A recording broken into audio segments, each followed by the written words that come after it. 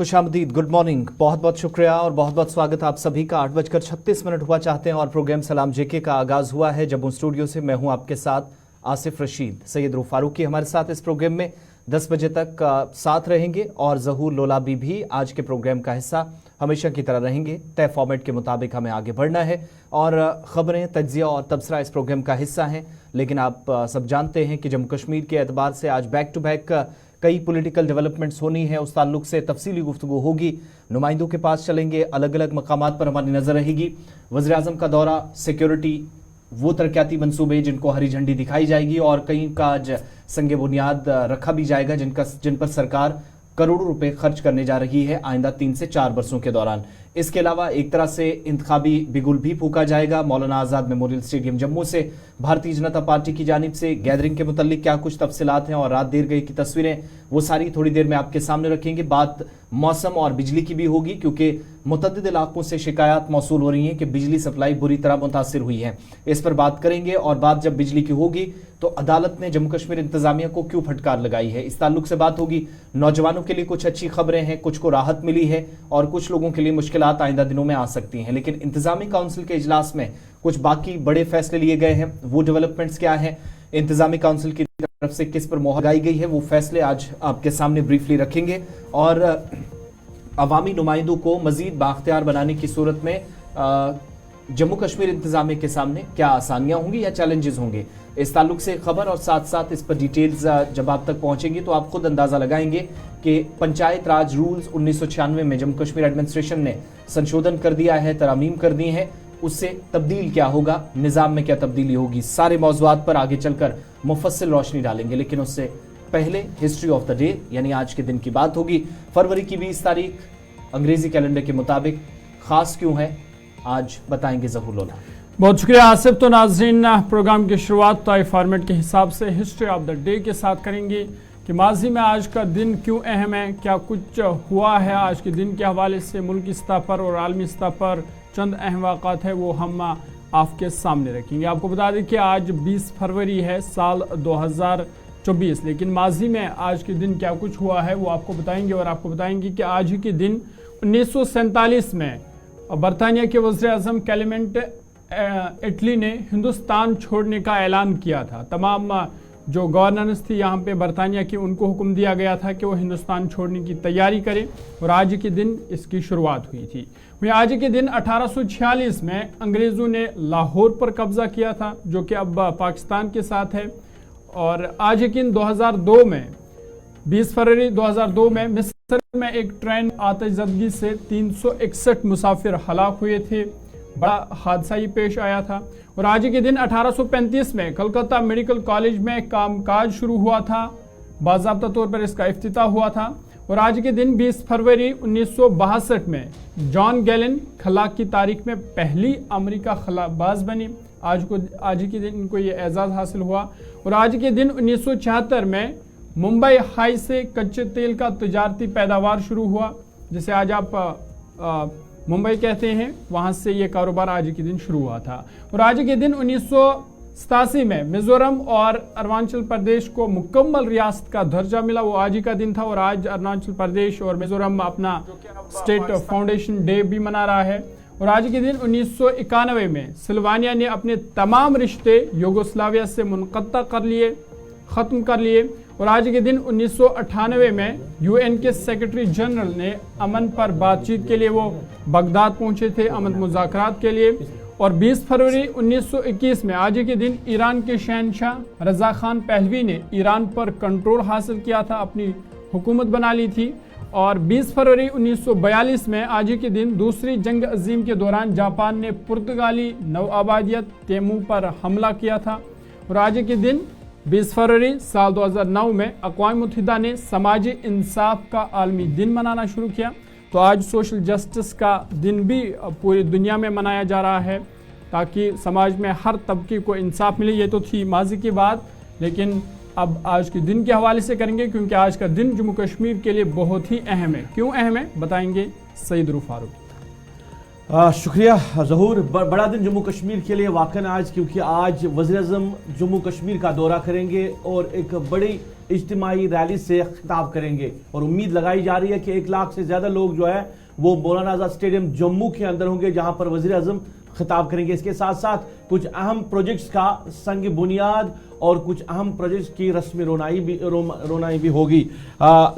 तकरीबन 3200 करोड़ रुपए की लागत से जो प्रोजेक्ट्स है वो जम्मू कश्मीर के अंदर आज वज़ीर-ए-आज़म नरेंद्र मोदी के हाथों या तो उन पे संग बुनियाद रखा जाएगा या कहीं का रस्मी इब्तिदा किया जाएगा। जम्मू कश्मीर के लिए, वादी कश्मीर के लिए खासकर बड़ी खबर कि जो इलेक्ट्रिक ट्रेन है वो उसकी भी आज रस्मी इब्तिदा होगा। और उसके साथ साथ जो रेलवे हुकाम है उन्होंने फैसला लिया कि अब बारामूला से जो ट्रेन सर्विस है वो संगलदान तक चलेगी। एक बड़ी राहत है जम्मू कश्मीर की आवाम के लिए, खासकर जब हम वादी कश्मीर की आवाम की बात करें। इसके साथ साथ एम्स की बात करें और भी बड़े प्रोजेक्ट जो है आज वज़ीर-ए-आज़म के हाथों रस्मी इब्तिदा होगा। यानी जम्मू कश्मीर के लिए एक बड़ा दिन, जम्मू कश्मीर की आवाम के लिए आसिफ एक बड़ा दिन। बिल्कुल, और ये तस्वीरें मौलाना आज़ाद स्टेडियम की, जहां पर पार्टी के तमाम लीडरान जो इस वक्त जायजा ले रहे हैं। जी बिल्कुल, तस्वीरें जो है ये मौलाना आज़ाद स्टेडियम की है, वहां पे तैयारियां की जा रही है। कल शाम देर गई की ये तस्वीरें हैं जहां पे जम्मू कश्मीर इंतजामिया के साथ साथ भारतीय जनता पार्टी के लीडर्स जो है वो मौलाना आज़ाद स्टेडियम में गए। वहां पे उन्होंने सूरत हाल का जायजा लिया। डॉक्टर जितेंद्र सिंह के साथ साथ तरुण चुग और जम्मू कश्मीर इंतजामिया के अफसरान वहां पे मौजूद रहे और आज एक बड़ी रैली एम्स की तस्वीर भी साथ साथ आप देख रहे हैं, क्योंकि ये आज आप देखेंगे विजयपुर के अंदर जब एम्स खुल जाएगा तो कल से आप भी इलाज मुआवजा करा सकेंगे। आगे चलकर मजीद तफसीलात इस ताल्लुक से रखेंगे कि असल में इस एम्स से क्या और किस इलाके की आबादी को फ़ायदा या राहत पहुंचने वाली है। दूसरी तरफ आप देखेंगे तो रात देर गई कि ये तस्वीरें मुख्तलिफ इलाकों से जो इतलात थी, बड़ी तादाद में लोग जो पहुंच रहे हैं इस रैली के लिए, बीजेपी वर्कर्स थे, दीगर आम शहरी थे और कई पसमानदा तबकों को साथ लाने की जो बार बार भारतीय जनता पार्टी ने बात की है। मैक्सिमम लोगों से अपील की जा रही थी, फ्री बसेस का अहतमाम बीजेपी ने कर रखा है, उनको वापस छोड़ने का इंतज़ाम, ये सारी चीज़ें।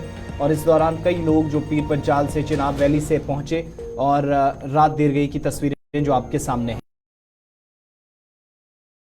दिखाते हैं इम्पोर्टेंट तस्वीर। और ये एक्सक्लूसिव विजुअल्स जो आपके सामने, ये वो टनल है जहां से पहली ट्रेन संगलदान से होते हुए बारामूला जाएगी। खड़ी और सुंबर के बीच वाले स्टेशन आते हैं और ये पहली तस्वीर गुलिस्तान न्यूज पर। इस टनल से ट्रेन में सफर करने वाले लोग जो हैं वो वादी कश्मीर जम्मू सूबे से जाएंगे। हालांकि जो पहला लिंक था वो आप जानते हैं बनिहाल से लेकर बारामूला तक था, लेकिन अब उस एरिया को एक्सटेंड किया गया है। कटरा वाला पोर्शन अभी थोड़ा सा इंतजार करना होगा, 1.5-2 महीने का वक्त अभी लेगा।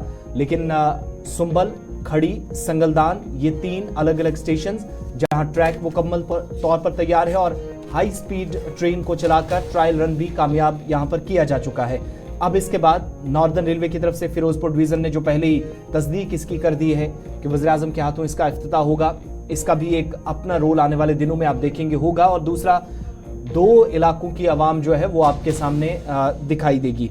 तस्वीरें आप साथ साथ देख रहे हैं, लेकिन दूसरी बात यह भी है कि मुख्तलिफ प्रोजेक्ट्सों, जिन प्रोजेक्ट्स का आज इफ्तिताह किया जाएगा या संग बुनियाद रखा जाएगा, उनमें तकरीबन 30,500 करोड़ रुपये यानी 35,000 करोड़ के आसपास ये सारे ओवरऑल प्रोजेक्ट्स बनते हैं। और ये सिर्फ जम्मू कश्मीर नहीं, नागालैंड, मणिपुर के प्रोजेक्ट्स भी इसमें शामिल हैं और इतलात के मुताबिक सदर्न पार्ट के भी कुछ मंसूबे जिनको यहीं जम्मू में आज वज़ीर-ए-आज़म पहुंचकर हरी झंडी दिखाएंगे।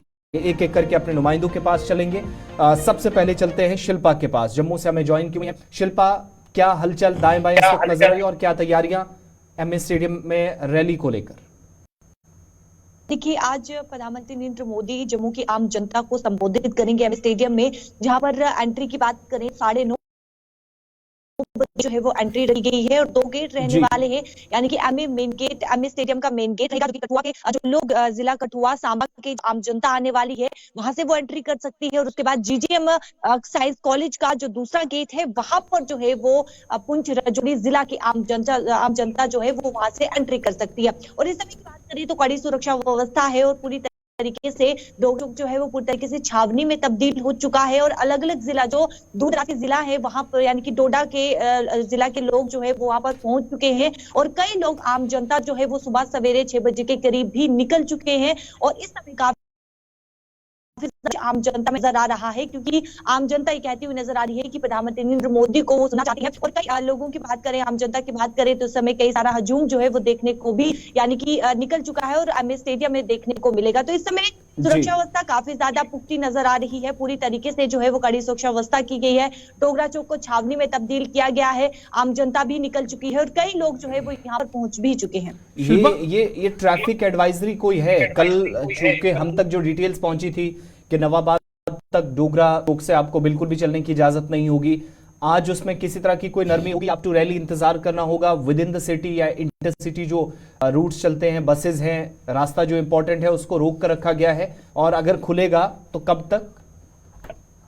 हाँ देखिए, जो डोगरा चौक से लेकर नवाबाद पुलिस स्टेशन तक जो एरिया पड़ता है, जो इलाका पड़ता है, वहां पर आवाजाही पूरी तरीके से बंद रहेगी क्योंकि वो पूरा एरिया जो है वो एमए स्टेडियम का इलाका है। तो वहां पर प्रधानमंत्री नरेंद्र मोदी संबोधित करेंगे तो उस इलाके को यानी कि डोगरा चौक से नवाबाद पुलिस स्टेशन तक वाहनों की आवाजाही नहीं होगी। लेकिन बात करें गुजरनगर पुल की, तवी ब्रिज की, तो वहां से वाहन जो है वो स्मूथली जा सकते हैं। जिस तरीके से एसएसपी ट्रैफिक ने ये साफ तौर पर कहा कि आम जनता को किसी प्रकार की परेशानी ना हो इसलिए आवाजाही वाहनों की बंद नहीं की गई है ताकि आम जनता को काम के लिए जाना है या कहीं पर भी जाना है तो आराम से जा सकती है। इसलिए जो गुजरनगर जनता का ख्याल रखा जा रहा है, पर इसके साथ साथ मौसम की सूरत हाल भी है क्योंकि जमी गफीर जो है वो जमा करना है। जिस तरह भारतीय जनता पार्टी ने कहा कि 1 लाख से ज्यादा लोग जो है वो इस रैली में शिरकत करेंगे। दूसरी तरफ मौसमी सूरत हाल, तो मौसमी सूरत हाल से निपटने के लिए किस तरह के इंतजाम किए गए हैं अंदर जलसगा में?